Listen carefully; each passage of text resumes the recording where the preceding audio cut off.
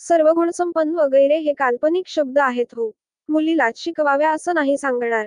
पण प्रत्येक लहान मुलामुलींना या गोष्टी शिकवल्या तर त्यांच्या स्वतःच्या शरीरासाठी, जीवनासाठी, आत्मनिर्भर बनण्यासाठी उपयुक्त ठरतीलच व त्यांच्या वागण्याचा दुसऱ्यांना त्रास होणार नाही. पहिली उठल्याबरोबरची गोष्ट म्हणजे आपलं अंथरूण आवरून ठेवणे व झोपलेली जागा साफ करणे. जितक्या कमी वयात ही सवय लागेल तितकं उत्तम. 2. जास्त पाणी पिण्याची सवय लावावी ज्याचे फायदे असंख्य आहेत. शरीरासाठी काय खाणं हितकारक आहे ते शिकवावं.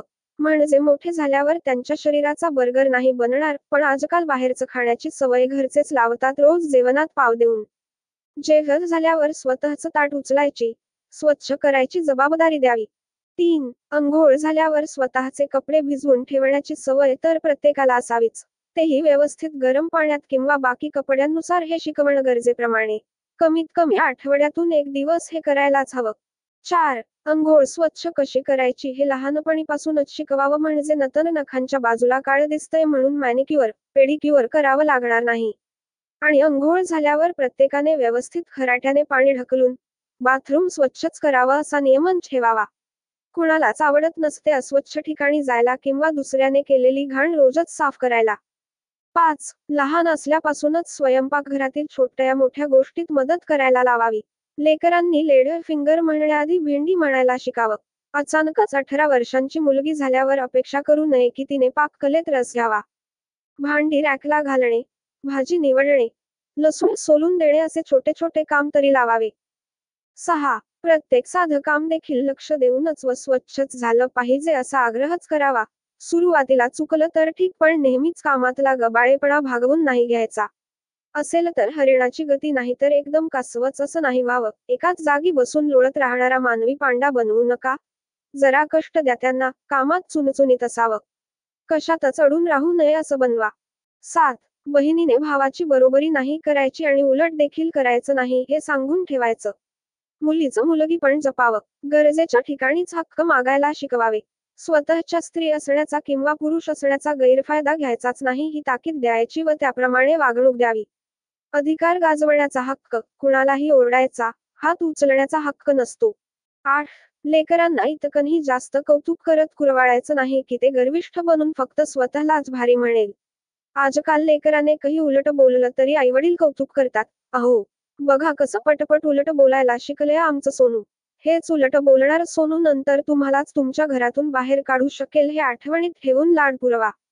मोबाईलचा पॅटर्न उघडून दाखवला तरी तासभर कौतुक करतात जसं काही सोनूने रॉकेटच लॉन्च केलंय अरे. कुठे नेऊन ठेवलाय महाराष्ट्र माझा. 9. स्वतःच्या वागण्याची जबाबदारी घ्यायला शिकवा. तिच्यामुळे, त्याच्यामुळे हे असं घडलं असले वाक्य आलेच नाही. गरजेच्या ठिकाणी माफी, आभार मागता येणारे देखील आजकाल क्वचितच आहेत. चुकांवर पांघरून नका घालू, या गोष्टी आई मायेपोटी करते. त्या चुकीला बरोबर कसं करतात हे समजवा. 10. प्रत्येक हट जो पुरवतो, तोच आदर्श पालक अशी व्याख्या डोक्यात ठेवू नका. कुठलीच गोष्ट सहज मिळत नसते ही जाणीव नेहमी करून देत राहा. त्यांना वस्तूंची, पैशांची, व्यक्तींची किंमत कळेल. 11. तुम्ही त्यांच्यासाठी कष्ट घेत आहात हे कळू द्या. तुमचं त्यांच्यावर किती प्रेम आहे याची माहिती असणं देखील गरजेचं आहे. बोलून दाखवलं तरी हरकत नाही. स्वतःच्या काम करण्याच्या ठिकाणी नेऊन तुम्ही काय कष्ट घेता हे डोळ्याने पाहिलं की आपोआप समजूतदारपणा रुजेल. 12. तुम्ही लोकांना जशी वागणूक देता जसं वागता तसेच तुमची मुलं वागणार आहेत लक्षात घ्या. म्हणून तुमच्या वागण्यातून स्वार्थीपणा, खोटेपणा, व्यसन अशा वाईट गोष्टी वडिलोपार्जित संपत्ती म्हणून नकळतपणे देऊ करू नका. 13. माणूसघाणी न बनवता लोकांमध्ये राहायला शिकवा. हे येत नसलेले लेकरं पुन्हा हॉस्टेलवर जाऊन एकटे पडतात कारण त्यांना माणसांची सवय नसते. हातांचा वापर जितका काही घेण्यासाठी करतो त्याच्या अर्धा तरी देण्यासाठी करायला शिकवा. 14. आनंद साजरा करायला नाही शिकवलं तरी हरकत नाही. पण दुःखाला सामोरे कसं जावं, स्वतःला कसं सांभाळावं हे कौशल्य जमलंच पाहिजे. प्रत्येक गोष्ट, व्यक्ती आवडली म्हणजे मिळतेच, मिळवावीच असले धडे न दिलेले बरे. जीवन खूप सोपं आहे. नेहमीच सुख, यश मिळतं असं बिंबू नका.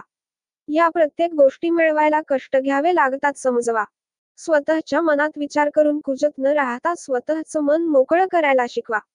भविष्यात नैराश्यात जाण्यापासून वाचवा. आजच्या जगातला सर्वात मोठा आजार.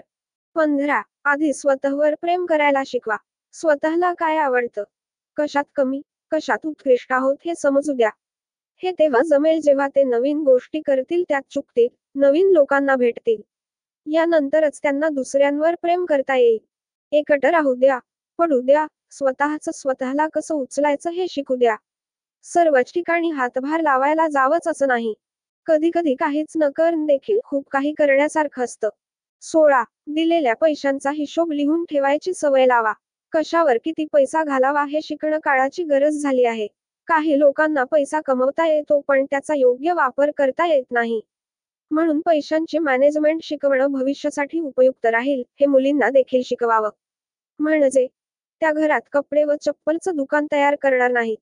17. प्रत्येक काम शिकवा जे भविष्यासाठी कामी येईल. कामासोबतच स्वतःची आवड जपायला लावा. कुठेच अडणार नाही कुणामुळे अशा गोष्टी शिकवा. त्यासोबतच मन शांत कसं ठेवतात ही कला देखील आत्मसात करून द्या. स्वतःच्या शरीराची माहिती द्या, ते जपायला शिकवा. ते ज्ञान देताना संकोच करू नका.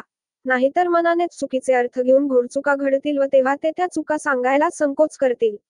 ही माहिती शाळेत देतीलच असं म्हणून शिक्षकांवर तर विसंबून राहूच नये. 18. जमतील तितक्या चुका करू द्या. त्यावर गरजेपुरतं रागवा, नाही तर नंतर भीतीपोटी काही चूक घडलं तरी सांगणार ते नाहीत. मुलांना किती रागवावं आणि नंतर मायेने कसं बोलावं, समजून सांगावं, हेच तर पालकांचं कौशल्य आहे. रागवणे व प्रेम देणे यातला समतोल जमणं महत्वाचं आहे. 19. दुसऱ्यांच्या लेकरांशी बरोबरी न करता स्वतःच्या लेकरातील चांगल्या गुणांना शोधून वाव द्या. याच्यासारखं बन, तू त्याच्यासारखा का नाहीस, आमच्या काळात आम्ही असे नव्हतो असे भाषण नेहमीच देऊन त्या व्यक्तीचा स्वतःवर असणारा आत्मविश्वास घालवू नका. स्वतःचे निर्णय घेऊ द्या. प्रत्येक गोष्टीत तुमच्यावर अवलंबून नका ठेवू. थोडक्यात सर्व गोष्टीत संतुलन ठेवा. सर्व गोष्टी शिकवा. गरजेच्या ठिकाणी बंधनं टाका. स्वावलंबी बनवा. सोनू, छकुली, ताई, भैया म्हणून लाडावू नका, कारण त्याचा परिणाम बाकी लोकांना सहन भोगावा लागतो. 20. शेवटची पण महत्वाची गोष्ट, स्वतःच्या शरीराबाबतीत असुरक्षित बनू देऊ नका. काळा, गोरा जसे पण असणार त्यात त्यांचा आत्मविश्वास असावा. स्वतःबाबतीत आनंदीच असावं. स्वतःला सिद्ध करण्यासाठी सुंदरपेक्षा निरोगी शरीराची गरज असते हे रुजवा. आणि शेवटी स्वतःची जडणघडण स्वतःच करावी लागते. आई वडील तरी किती आणि काय काय शिकवतील.